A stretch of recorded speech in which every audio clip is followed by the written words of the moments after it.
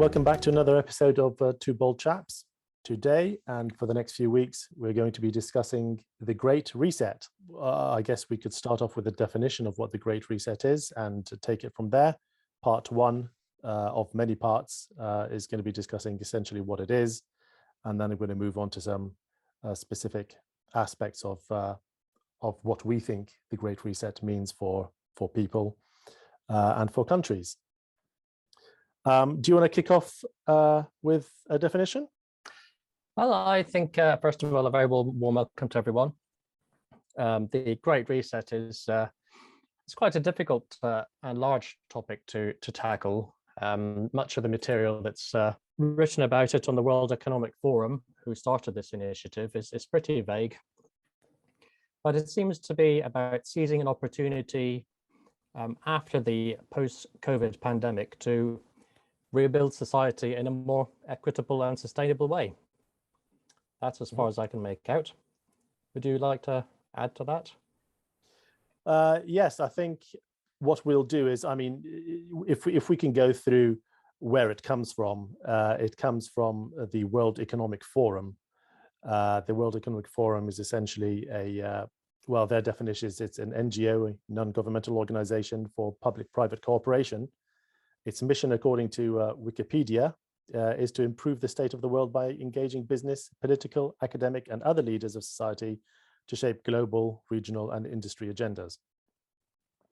Now, that sounds very high level, very hoity. In lay terms, to my mind, it's basically a club for the rich and influential to play at formulating a world government, to roll out their agendas and, you know, further enrich themselves, is the way I see it. It's essentially corporatism and governance, world governance. And if that doesn't put the fear of God in you, then I don't know what does, quite frankly. Okay, it's a very significant difference to how I put it, but I do agree with you to an extent. It's I think the World Economic Forum is an example of a global public-private partnership where they bring together industry leaders, government, and also civic leaders to formulate policies that can be applied worldwide to move society in a direction which is, in their words, sustainable and tackles the big issues of our time, like the climate crisis and like sustainable development. It is a very different way of doing things than we are used to. We're used to national governments making our laws and programs for us. And in the case of supranational organizations like the European Union, you know, there's representatives from that are elected from each nation to come together and agree on legislation that's then enacted in the respective national states. Whereas something like the World Economic Forum is more of a get-together of the rich and powerful, like you said. I do agree. And the outcomes from their meetings are then cascaded down and adopted by national governments, which is a little bit worrying because these people who are formulating these programs they're not elected. We don't really know who they are or what they stand for.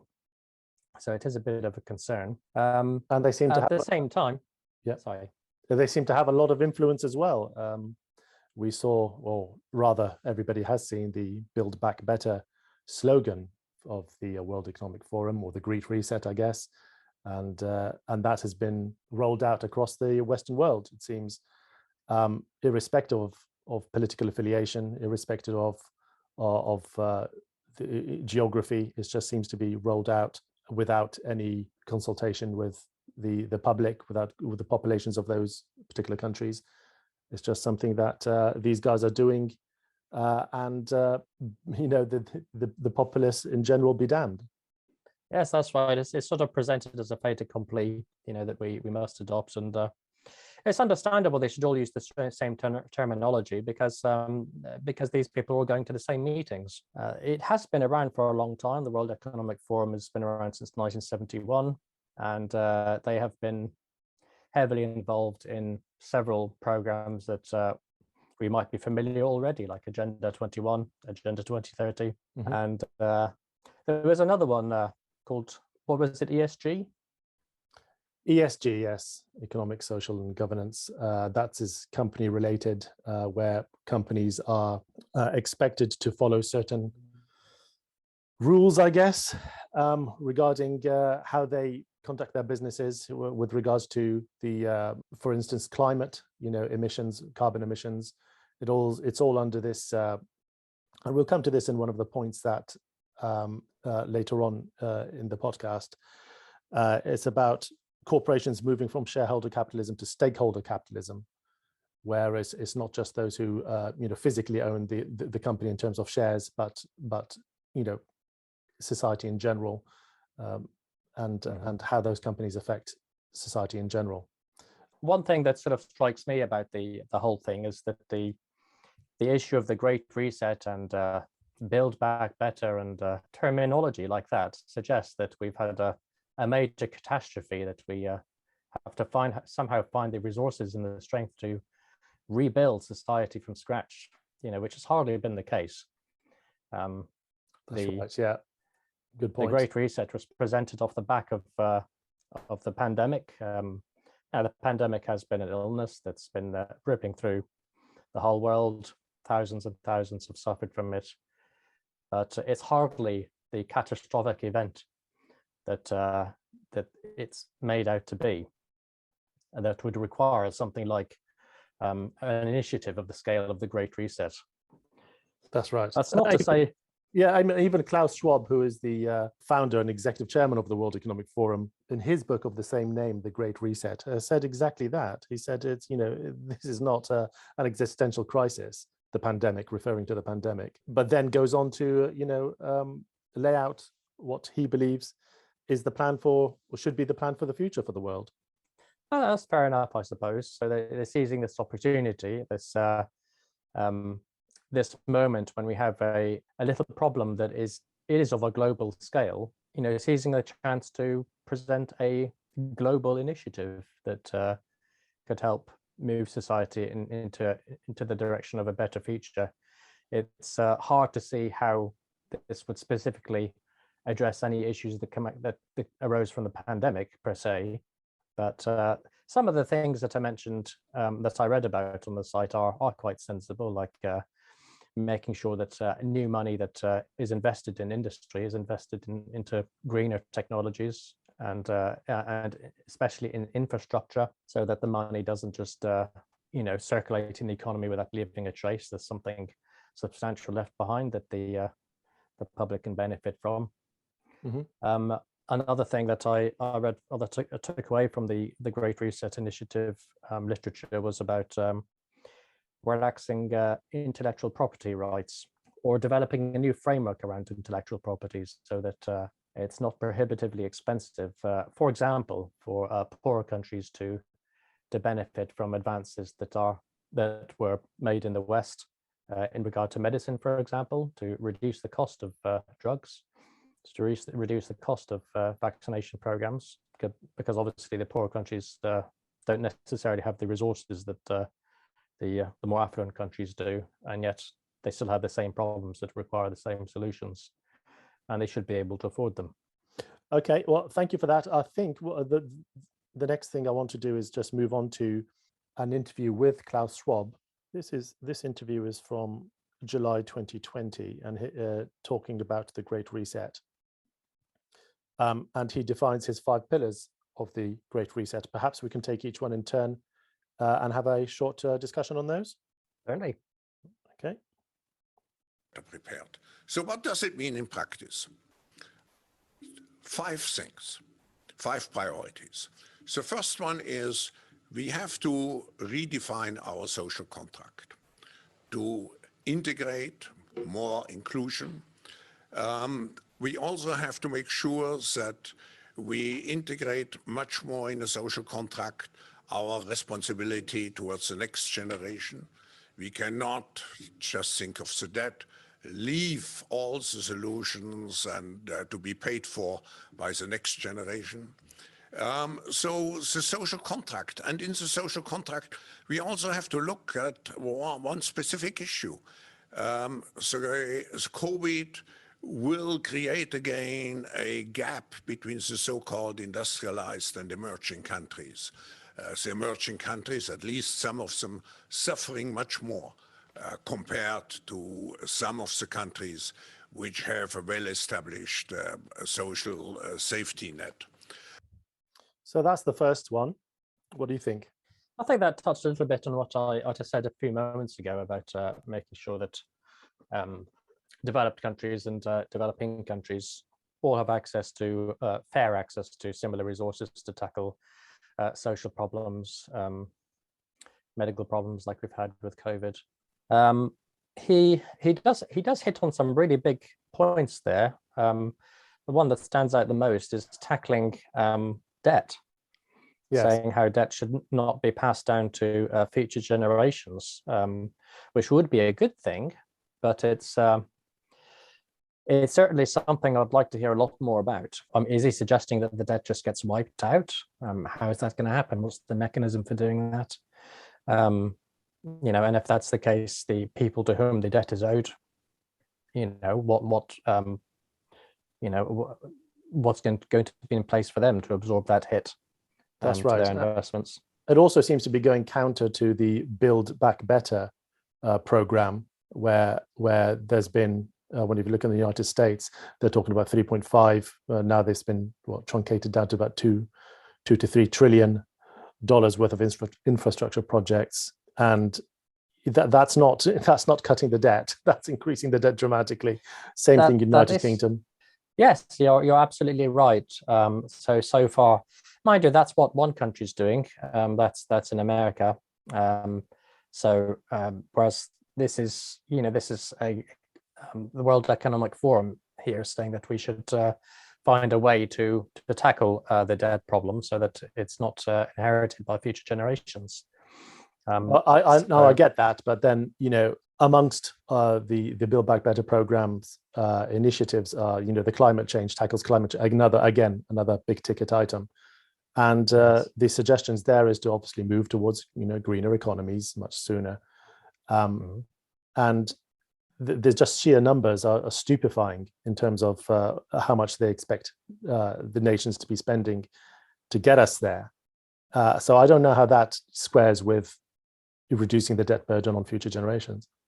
Well, he may say it in the next clip. I'm not sure, but I have read a little bit about new taxation initiatives announced by the World Economic Forum.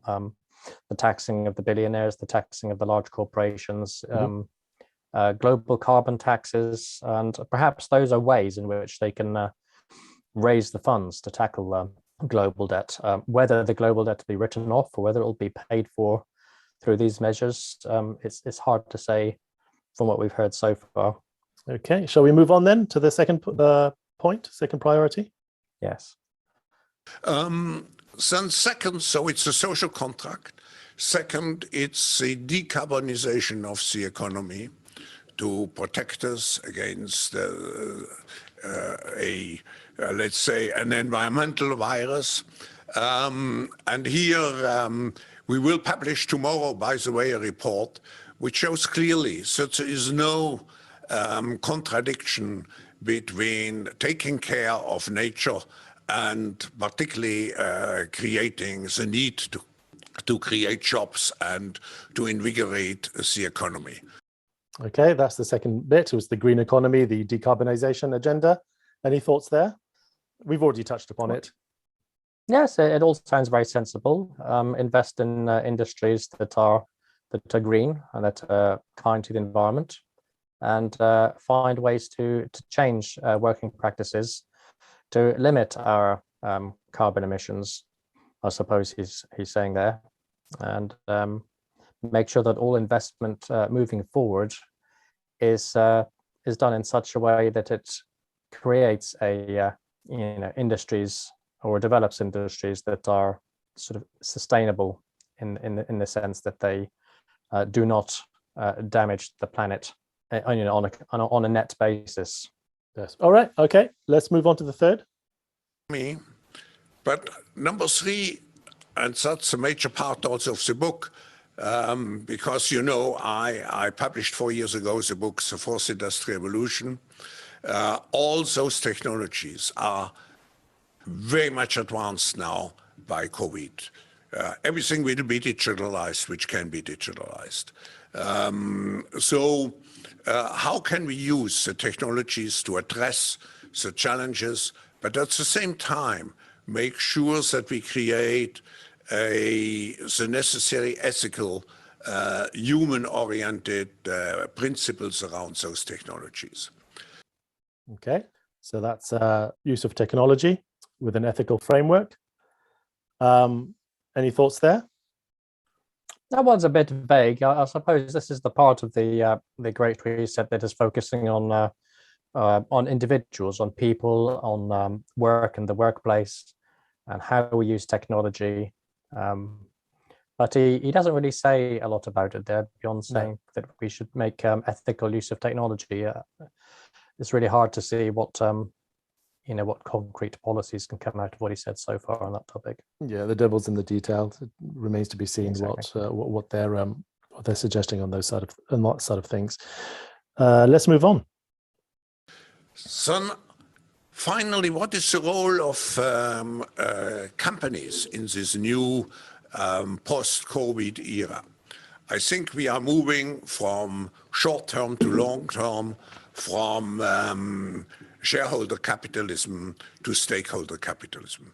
The COVID crisis has shown that companies who invest into their vitality instead of prioritizing short-term profits have performed much better. And that's what the stakeholders will expect in the future. And Okay, that's the bit about, I guess, ESG, which is the point he mentions in his book as well. Environmental, social, and governance of companies, and that seems to be rolled out certainly in the UK. I've come across it in my own field quite a bit, and it's being discussed regularly in fora and seminars across the country here in the UK. I'm sure it's the same in European countries and the United States as well. Any thoughts there?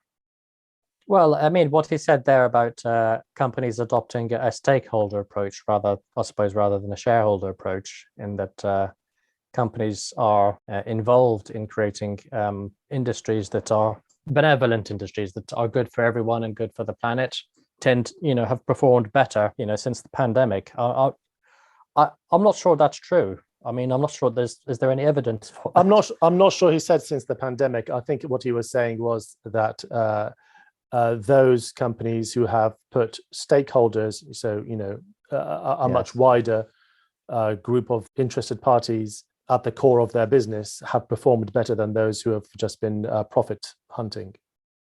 Have they though? I'm not really... Yeah, good question. I would like to find out more about that. Yeah, I mean, of course, it's really good if companies put wider concerns above just pure profits. That concern about the environment, concerned about people, concerned about how people work, and making sure everything's equal, and that opportunities are available to all. These are all wonderful things, and much along the lines of the terminology in general used by the World Economic Forum. But I certainly would like to learn more about that. Okay, and the last bit. I should add at last the need for much stronger global cooperation. COVID has shown us that we are globally interdependent, and I think it's a wake-up call to work in the future together to address all the consequences and to create a reset in our economic, social, ecological thinking. That's it. So greater global cooperation, and talking about we're being more interdependent, which is certainly true with the advent of technology and world trade. Yes, that's all well and good, but there are plenty of forums for global cooperation that have been in place for decades and decades already. It would be interesting to see what he brings to that that's new. Are there better ways of working together? Because we already do. You know, we have the United Nations, we have the G7, the G20, and there's lots of equivalent forums in the Eastern countries as well. So yes, we should all work together. Is he providing a forum to that brings people together to discuss things in a better way, or perhaps are they discussing topics that aren't already discussed in the existing forums? Again, it's like much of what's come out of the Great Reset literature. It's pretty vague and lacks concrete substance that you can really get your teeth into. Yes, and one of the concerns I've got, I guess, is these initiatives that come out of the admittedly vague set of propositions by the Great Reset. Are they going to be debated at the national level? Are we, as populations, going to have the chance to pick and choose what we deem is right for our countries, for our situations, or are these things going to be just imposed upon us? Because what I can see, again, referring back to what I was saying earlier about the Build Back Better slogan, it seems to have just been rolled out without much consultation with anybody. So are these guys just cooking things up at Davos and then taking them back home to each of their respective countries and rolling them out to their populace, which seems to be the case to me? I know what you mean. I do agree with you. I mean, for all the talk of a stakeholder economy, very few people have heard of the World Economic Forum until recent months, since the announcement of the Great Reset and their little advert, which caused quite a negative public reaction. Yes. And their adverts seem to suggest a kind of a sort of communist feature where nobody owns anything and everybody just rents from who? Well, this is the point. If everyone's renting, that there's got to be somebody who owns it to rent Correct. from. And that clearly is not going to be the general man or woman on the street. It's going to be some central body that owns the commons, as it were. Yes. And all industry and all this and that. Now, that's the sort of thing that leads me to believe that there's a lot more going on at the World Economic Forum than they let on.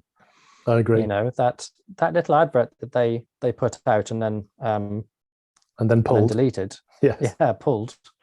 Was a little glimpse preview into something I think quite concerning, a little bit perhaps a little sinister, talking about dramatic ways that our lives could be changed in the future without any public consultation, because I haven't heard of them until I heard of them. Yes. I mean, I don't think the public at large has been consulted about these sorts of things. And that's what's concerning me. It's the lack of consultation. It seems to have just been rolled out, and the public be damned. So what's happened to democracy? Well, yeah, that's just it. And it always worries me when I read something from a body that clearly has quite a lot of influence, which the World Economic Forum certainly has. And yet their literature is very vague, very nebulous. It's very hard to dig into and to find out what exactly it is that they mean. And then every now and then they say things or do things that are really shocking and striking. And it makes me think that their sort of the language that they use, the terminology they use, is meant to conceal something behind the scenes that they're not quite ready to tell us about yet. A hidden agenda. I do think so. Now that's it's just a guess. It's just a hunch, but it just doesn't make me feel comfortable with them. It seems to lack transparency. Yeah. Well, I think that's a really good place to leave it for this part. So we've just really introduced the concept of the Great Reset and a few of its pillars. And I think from part 2 next week onwards, we will dig a little bit deeper into it. Yes. Excellent. Well, thank you very much. And we'll speak next week. Yeah. Goodbye from me too. Thanks for joining us on this episode of Two Bold Chaps. If you have any thoughts on what you heard today, feel free to share them with us in the comments section. And if you enjoyed the content, please like, share and subscribe. And we'll see you in a week's time for the next episode. Bye for now.